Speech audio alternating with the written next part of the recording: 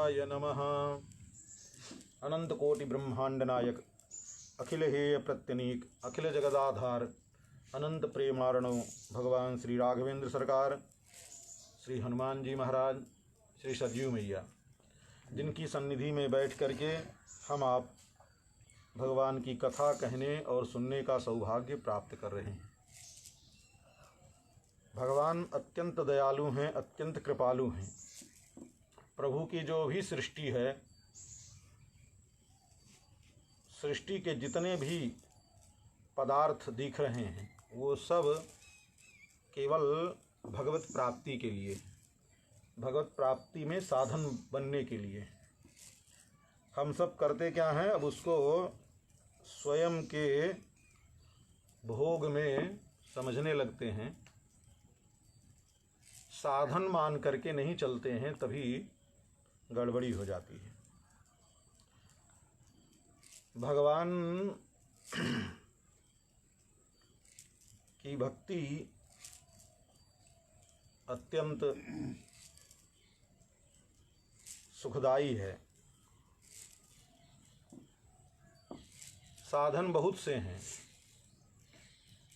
कर्म, ज्ञान, भक्ति और भी प्रपत्ति। कर्म में सबसे बड़ी बात है कि कर्म में क्रिया नहीं छूटनी चाहिए। कर्म जो है वो क्रिया प्रधान होता है। भाव आपका कहीं जा रहा है, पर कर्म जो कर्मकांड होता है उसमें क्रिया की प्रधानता होती है। क्रिया में एक भी त्रुटि भई तो सारा कर्मकांड धरा रह जाएगा। तो इसलिए कर्म के जो होते हैं, जो पूर्व मीमांसा के, वो सब कर्म को बड़ी सावधानी से, यहाँ तक कि कर्म में तो ये तक है कि सामान्य मानवीय भाषा का भी प्रयोग न किया जाए। किसी से वार्ता भी करनी है तो केवल देववाणी में ही, अन्य किसी भाषा में बात करेंगे तो वैसे तो बात ही नहीं करना। जो अपने अपने कर्म है वो कर्म में सब निरत रहें। पर ठीक है, कलयुग की स्थिति है तो कर्म में क्रिया की प्रधानता है, क्रिया में कोई त्रुटि नहीं होनी चाहिए। पर कर्म थोड़ा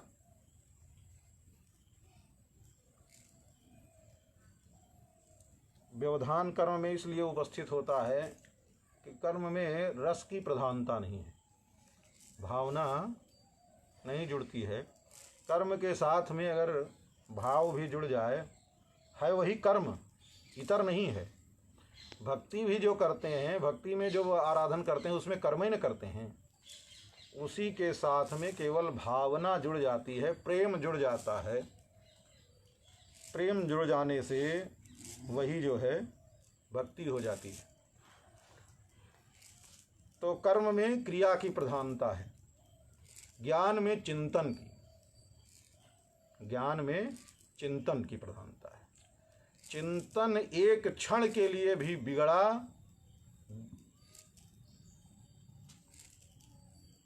तो सारा ज्ञान धरा रह जाएगा।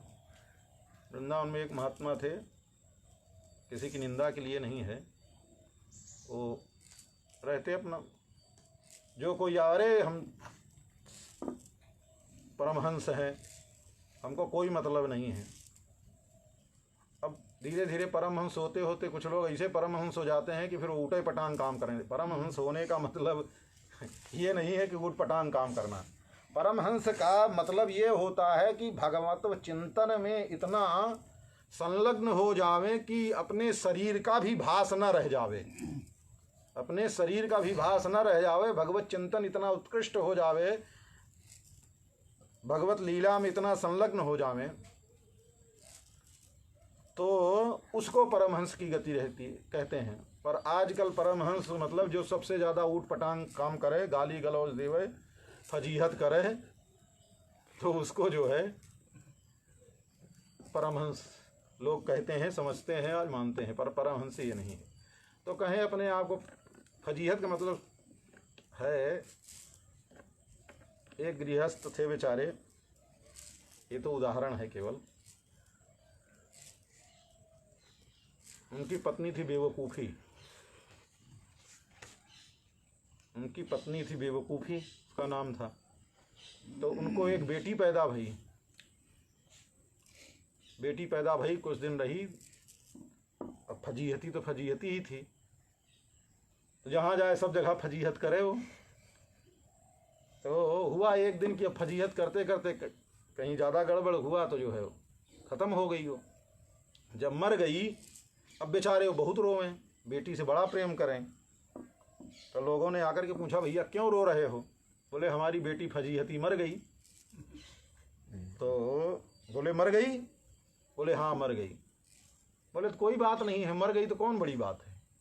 अरे तुम्हारी बेवकूफ़ी रूपी पत्नी तो अभी है ही है, बेवकूफ़ी रूपी पत्नी है, जितनी फजीहती चाहो उतनी पैदा करते रहना, उसकी कोई। तो कहने का तात्पर्य है कि आजकल ऐसे ही बेवकूफ़ी पना जो करते हैं उसको परमहंस की श्रेणी मान लेते हैं, पर परमहंस तो उत्कृष्ट श्रेणी है। शरीर का भान भूल जावे, भगवत चिंतन में, भगवत लीला में इतना संलग्न हो जावे। देखिए जो भगवान के भक्त होते हैं ना, भक्तों के लिए वो तो देखिए जब श्रेणी में पहुँचेंगे तब पता चलेगा, ऐसे नहीं चलता है। तो और कह देने से भी नहीं समझ में आता, कह दें सुन लें वो अलग बात है। भगवान के जो उस श्रेणी के भक्त होने लगते हैं, फिर उस श्रेणी पर पहुंचने के बाद भगवान स्वयं ऐसी स्वप्न आदि में वो सारी लीला अपनी, सारा चरित्र, जो चरित्र ना कहीं शास्त्र में मिलता है ना पुराण में मिलता है। और क्योंकि शास्त्र पुराण तो एक सीमित दायरा है ना उसकी। 24 घंटे में कितनी क्रियाएं होती हैं जीव की, कल्पना कीजिए। अब 24 घंटा की कुल क्रिया अगर लिखने लगे तो पोथी हो जाएगी। और ठाकुर जी महाराज की अनंत लीलाएं हैं। अब उसमें तो जो जो प्रधान था कुछ इधर उधर करके शास्त्र पुराण में लिख दी गई हैं, पर ठाकुर जी महाराज की लीलाएं अनंत हैं। इसका मतलब अनंत हैं और आज नहीं हो रही हैं ये भी नहीं है, अनंत हैं। ठाकुर जी महाराज अनंत लीलाएं की हैं और वो लीलाएं आज भी चल रही हैं इस समय भी। तो ऐसी परिस्थिति जो होती है, अब जो उच्च श्रेणी के भक्त हो जाते हैं उनकी ये स्थिति होती है कि ठाकुर जी महाराज उनको अपनी लीलाओं में प्रवेश करा देते हैं। तो अब उस लीला में प्रवेश कर जाते हैं तो बस लीला दर्शन में ही मस्त रहते हैं। एक बार लीला दर्शन हो गया तो अगर पहले तो होता है स्वप्न में ही, शुरुआत स्वप्न से ही होती है। ठाकुर जी के लीला दर्शन का क्रम जो प्रारंभ होता है सबसे पहले स्वप्न में, ठाकुर जी महाराज साथ में ले जाकर के लीला में प्रवेश करा देते हैं।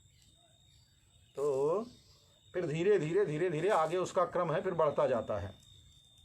तो कहने का तात्पर्य ये है कि फिर वो लीला जो है, एक जब स्वप्न में, मान ले स्वप्न में आधा घंटा 10 मिनट, शुरुआत में तो 2-4 मिनट का ही रहता है जो लीला दर्शन होता है शुरुआत में, क्योंकि इतना योग्य रहता नहीं। तो शुरुआत में एक छोटी सी लीला ठाकुर जी महाराज स्वप्न में दर्शन कराए और बस। तो ऐसे होते होते जैसे फिर योग्यता बढ़ती जाती फिर वैसे। और एक दिन की लीला, अगर एक दिन भी ठाकुर जी की अगर वो 2-4 मिनट की भी लीला का दर्शन हो गया ना, तो सारा दिन इतनी मस्ती में बीतता है कि फिर और कुछ नहीं दिखाई देता है। कहने का तात्पर्य यह है कि श्री सूरदास जी महाराज ब्रज में विराजते हैं। ठाकुर जी महाराज इतने उच्च श्रेणी के भक्त हैं, ठाकुर जी के प्रति इतना समर्पण है, इतना प्रेम है कि ठाकुर जी महाराज जो ब्रज में लीला बताए ना, कि जो मतलब ऐसा नहीं है कि जो लीलाएं ठाकुर जी द्वापर आदि में कर चुके हैं आज वो लीलाएं नहीं हो रही हैं। श्री तुलसीदास जी महाराज कहते हैं, तुलसी तब के से अजहु जानिए रघुबर नगर बसैया। ठाकुर जी महाराज जैसे त्रेता में अयोध्या में विराजते थे, लीला करते थे, आज भी ठाकुर जी वैसे ही लीला कर रहे हैं। पर हमारी आपकी दृष्टि नहीं है, अभी उस योग्यता तक नहीं पहुँचे हैं, तो सामान्य जड़ पदार्थ ही अपने को दिखाई देता है और ठाकुर जी महाराज की धाम की जो लीला है, धाम का जो दिव्यत्व है, जो दिव्यता है धाम की, वो अपने आप को नहीं दिखाई देती है, पर हो रहा है। जो उस श्रेणी तक पहुंच जाते हैं उन्हीं को। तो सूरदास जी महाराज ऐसे, तो सूरदास जी महाराज नित्य नवीन पद, देखिए सूरदास जी ने जो बहुत से ऐसे पद गाए हैं, 1.25 लाख पद हैं सूरदास जी के।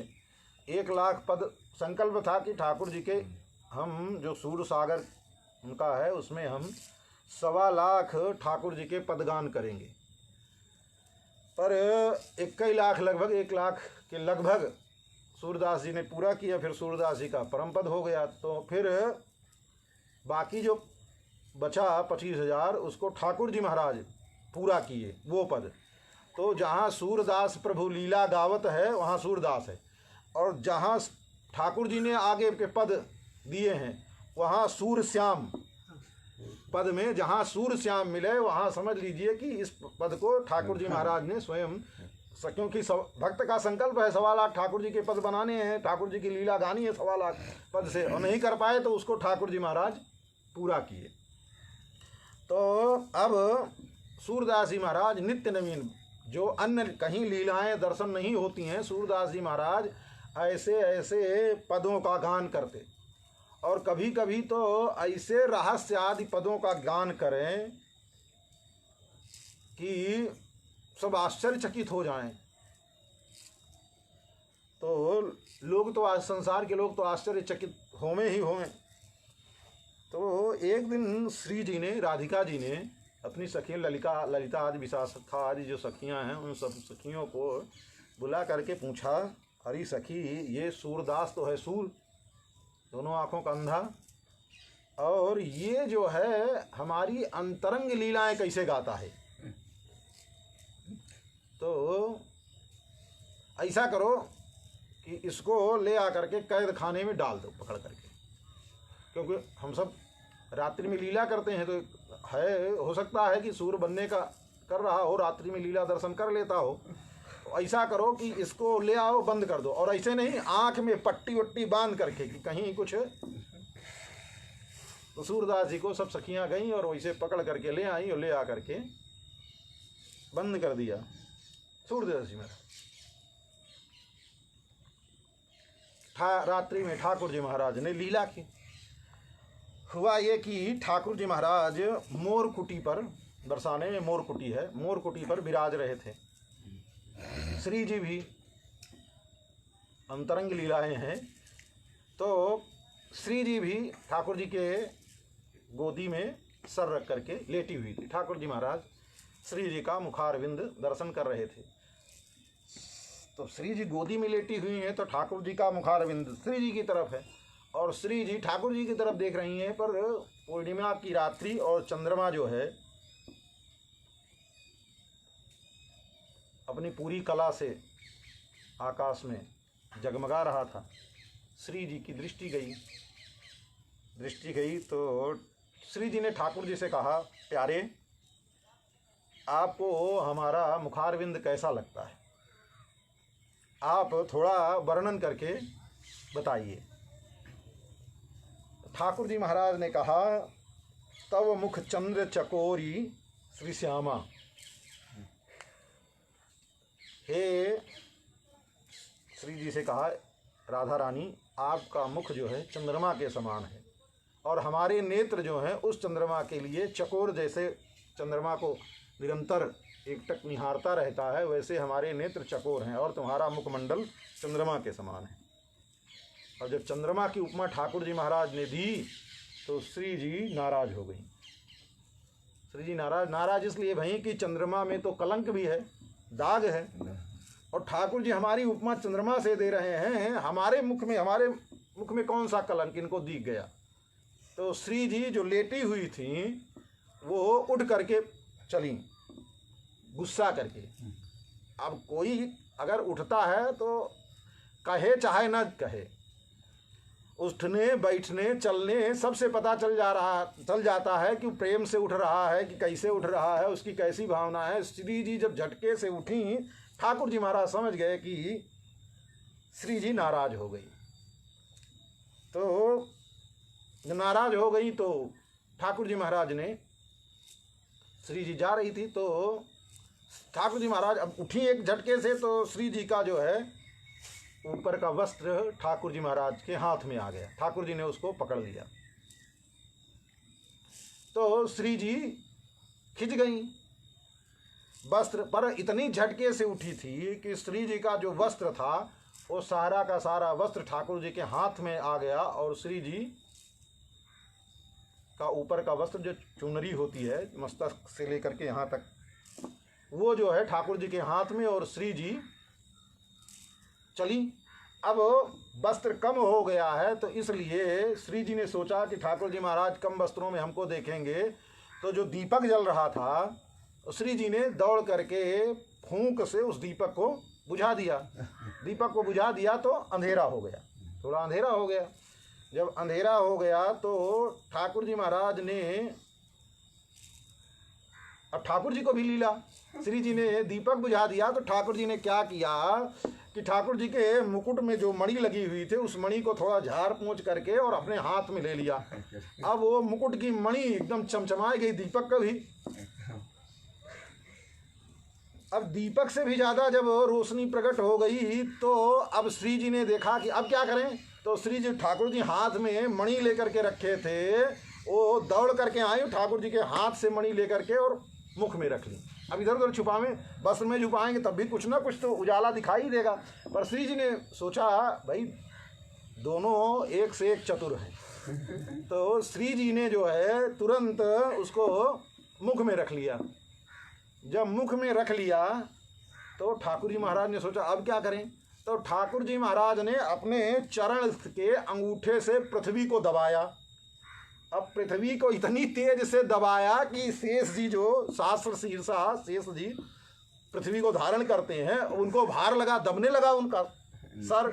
तो उन्होंने सोचा आज तक तो इतना भार पृथ्वी पर कभी आया नहीं, आज क्या हो गया, आज क्या हो गया। तो ये देखने के लिए शेष जी अपने सहस्र फणों से बाहर आए। तो उनके जो सहस्र फण हैं, एक फण पर पृथ्वी रखी हुई है, बाकी जो फण हैं उन फणों से बाहर निकल करके देखा कि कहाँ से इतना भार समझ में आ रहा है। तो उनके जितने मुकुट की मणियाँ हैं वो चमचमाई गई, पूरा लगा कि अब सैकड़ों शीतल सूर्य प्रकट हो गए हैं, इतनी उजाला।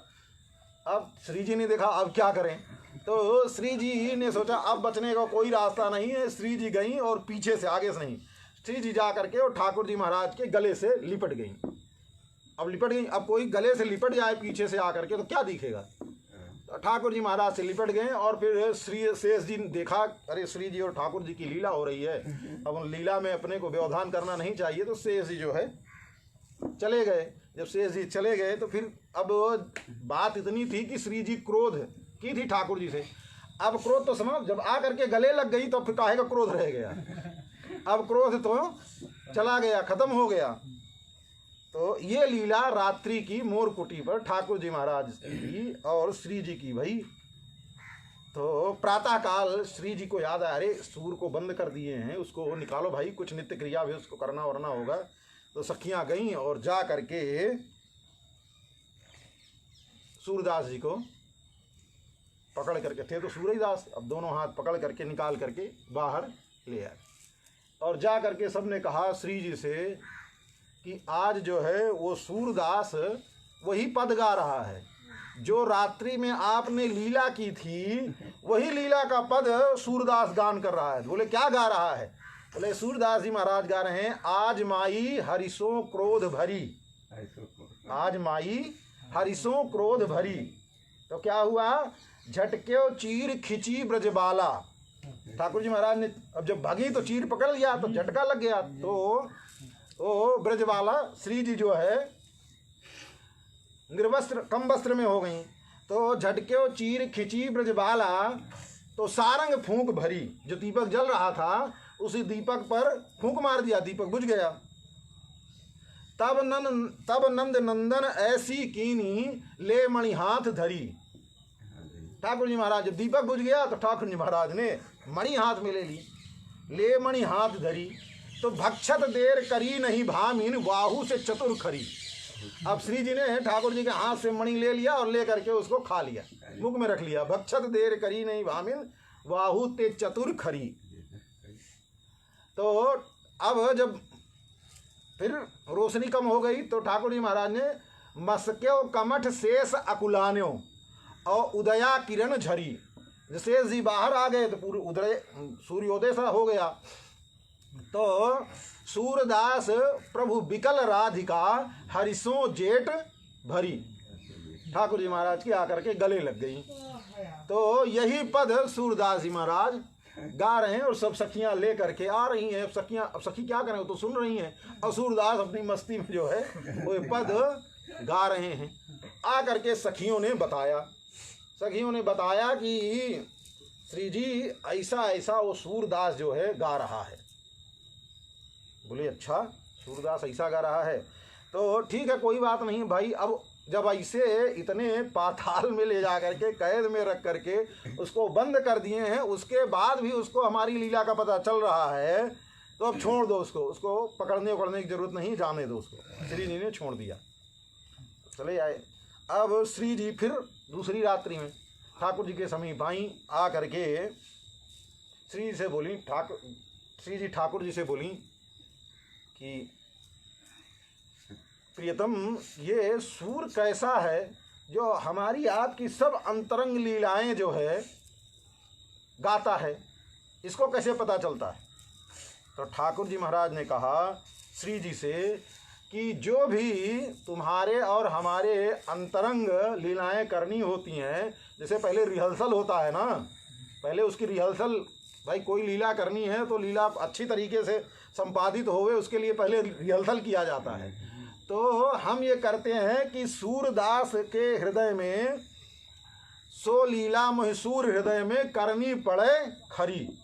आपके साथ लीला तो बाद में करते हैं, वो लीला पहले हम सूरदास के हृदय में करते हैं, फिर उसके बाद आपकी लीला होती है। तो कहने का तात्पर्य है, जो भगवान के भक्त होते हैं, जो उस श्रेणी में ठाकुर जी के प्रिय हो जाते हैं, तो ठाकुर जी महाराज की सारी अंतरंग लीलाएं, कोई ऐसी लीला नहीं है कि उनसे छुपी रहे। सारी की सारी लीलाएं जो है त्वदीय गंभीर मनोनुसारिणः, तो जो आपके त्वदीय होते हैं, जो भगवान के होते हैं, उनको सारी लीला जो है सब अपने आप ज्ञात हो जाती है कहीं अन्यत्र से। तो कहने का तात्पर्य है कि वो तो ऐसी स्थिति परमहंस गति होती है, जो इस स्थिति में पहुंच जाते हैं, वो परमहंस की स्थिति है जहाँ शरीर का भान छूट जाता है, शरीर का भान नहीं रह जाता है। तो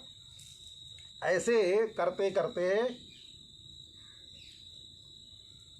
जीवन का जो कार्य है, भगवान की जो भक्ति है, जो प्रेम है, देखो प्रेम पंथ अति कठिन है, सबसे निभात नाही, और चढ़ के मोम तुरंग पर निकसब पावक माही। कितना कठिन है।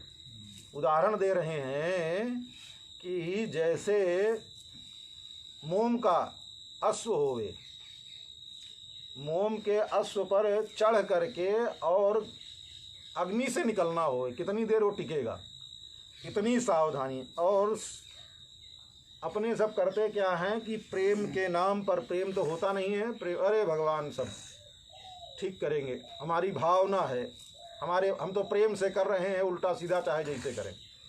प्रेम में कभी उल्टा होता ही नहीं है। प्रेम में जो होता है सब सीधा ही सीधा होता है। और जिसके हृदय में ये बात आ जाती है कि प्रेम में तो उल्टा सीधा कुछ नहीं होता, उसके हृदय में प्रेम होता ही नहीं है। तो कहने का तात्पर्य ये है कि जो कर्म है, उसमें कर्म में क्रिया की प्रधानता है, भक्ति में भावना की और प्रेम की प्रधानता है, ज्ञान में चिंतन की प्रधानता है।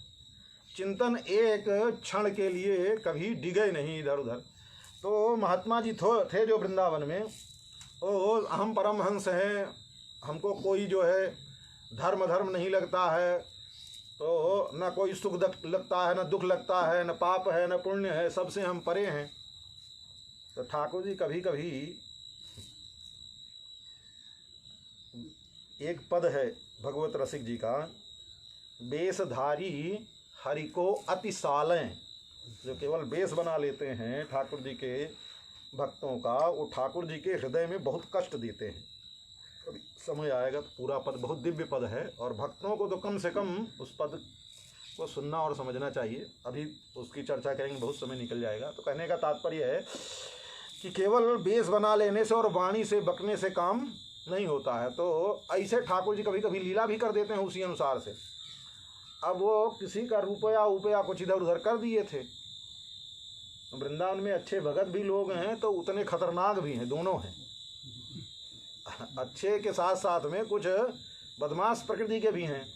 तो अब वो पैसा इधर उधर हो गया तो वो जा करके वो शिकायत कर दिया, तो बदमाश लोग पकड़ करके ले गए। तो अब वो अपना वही ज्ञान शुरू कर दिए। अब ज्ञान शुरू कर दिए तो एक बार दो बार बाबा समझ जाओ, मान जाओ, सब अनुनय विनय कर सब करें। बेस के ऊपर निष्ठा थी, बेचारे सब करते रहे, पर बाबा तो अपने ब्रह्म ज्ञान के आगे कुछ बात ही न करें। तो अब समझावन दास हाथ में आ गए सबके, और जो समझावन दास आए और दो चार जब पढ़ा इधर उधर तो सारा ब्रह्म ज्ञान उतर गया। जब उतर गया तो फिर अब मान गए बात, ये हमारे सामने की बात है। तो हम सब थे, बगल में रहते थे। तो फिर बाद दूसरे दिन पता चला कि ऐसी ऐसी घटना घटी है। तो कहने का तात्पर्य ये है कि केवल वाणी से और इससे ब्रह्म ज्ञान या ज्ञानी हो जाना वो नहीं होता है। हाँ, चिंतन इतना जब उत्कृष्ट हो जाएगा तो ऋषभ देव जी महाराज का जैसा चिंतन, वो परमहंस की स्थिति है। ऋषभ देव जी महाराज चले जा रहे हैं, नंग धड़ंग है, न कुछ खाना न पीना, उस स्थिति में आ गए और जंगल में आग लगी थी कुटकाचल में। उस कुटकाचल में अब उनको ये भी नहीं दिखा, उस जंगल की आग भी उनको भगवत सदृश दिखाई दी, जैसे भगवान ही बुला रहे हैं, और उस अग्नि में प्रवेश कर गए।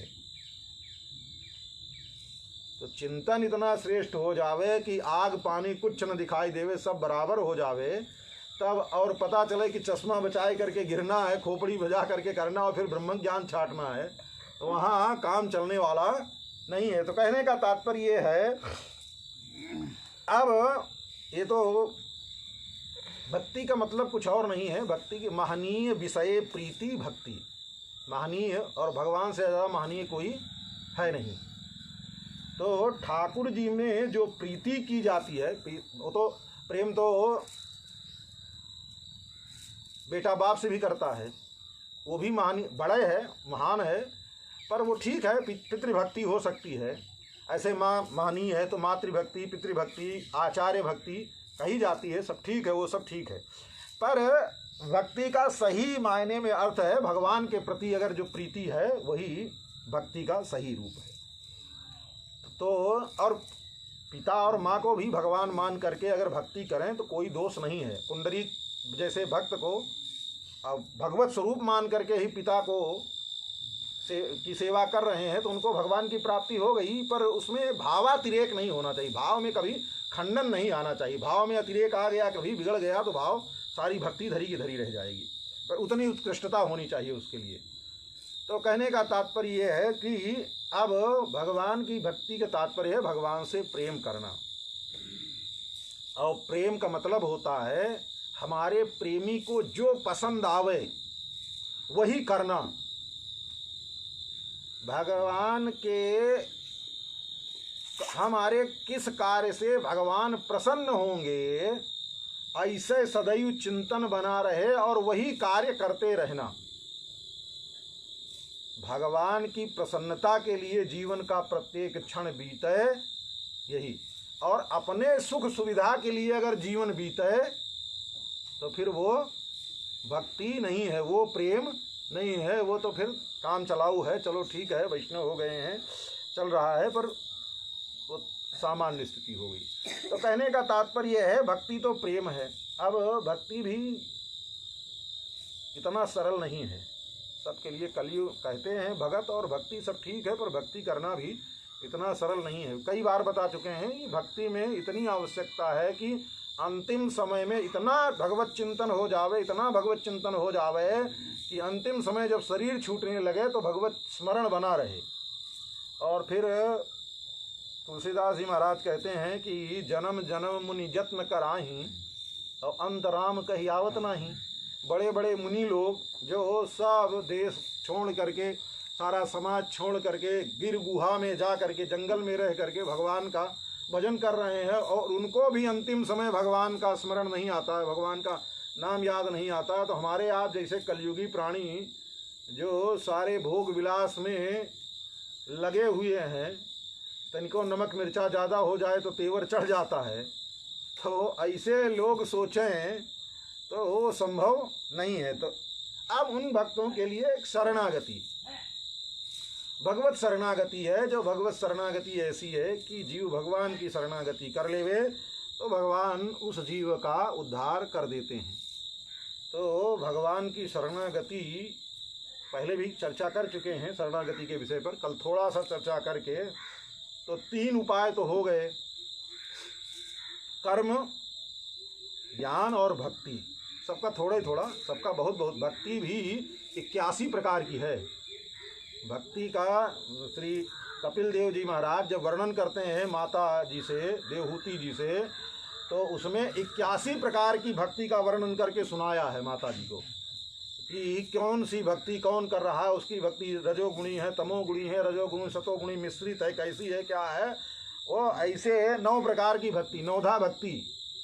और नवधा भक्ति 3 गुणों से, फिर उस 9 भक्ति के 3 विभाग, सतोगुणी, रजोगुणी, तमोगुणी। और फिर सतोगुणी मिश्रित, रजोगुणी मिश्रित, तमोगुणी मिश्रित, ऐसे ऐसे करके भक्ति के भी 9 भक्ति के 9। एक भक्ति भी 9 प्रकार की। जो श्रवण भक्ति भी है वो भी एक ही श्रवण भक्ति 9 प्रकार की हो जाती है। तो ऐसे 9 81 प्रकार की भक्ति का वर्णन कपिल देव जी महाराज ने माता देवहूति जी को बताया है। तो व्याख्या तो बड़ी लंबी चौड़ी है, पर अपने सबको जितने में आवश्यकता अभी का काम चल जाए उतने काम चलाते हैं। आज समय हो रहा है आरती का भी, आज इतने थोड़ा थोड़ा सुनेंगे तो थोड़े दिन में, और ज़्यादा ज़्यादा सुनेंगे फिर ज़्यादा दिन, क्योंकि ज़्यादा सुनने के बाद फिर वो समझ में आता नहीं, फिर जितना सुनते हैं उतना आगे पीछे हो जाता। इसलिए आज इतने, बाकी की चर्चा फिर। बोलिए श्री अयोध्यानाथ भगवान की जय, श्री रंगनाथ भगवान की जय, श्री लक्ष्मी नारायण भगवान की जय, श्री सीतारामचंद्र भगवान की जय, श्री वृंदावन बिहारी लाल की जय, श्री हनुमान जी महाराज की जय, श्री अयोध्या धाम की जय, श्री सरयू मैया की जय, सब संतन की जय, सब भक्तन की जय। जय जय श्री सीताराम।